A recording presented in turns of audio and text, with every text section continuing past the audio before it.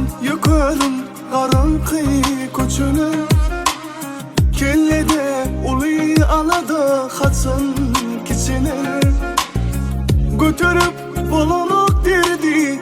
Bu derdi yakılan verdi. Başarsa satsak seni pula, tapmak kıymerdi. Bu dünya geçit yerinden oraya, dost diyenle durup arkandan gülüye. Sarılaysan başka gurrun nereye? Adamsılık bu torup duru dünyada. Bu dünya geçit yerinden oraya, dost diyenle durup arkandan gülüye. Sarılaysan başka gurrun nereye? Adamsılık bu torup duru dünyada.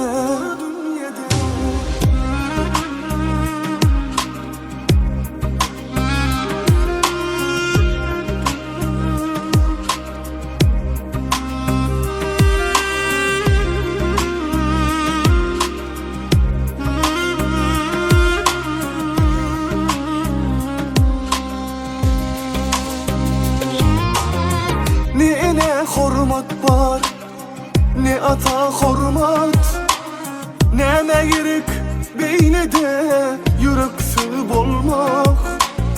Bu dünyada edenin bilen, çekenin kalır. Dünyanın sonu dostlarım gül yanı solar. Bu dünya geçit yerinden oraya, dost diyenle durup arkandan gülüye. Sarılaysan başka gurrun nereye? Adamsılık bu torup duru dünyada.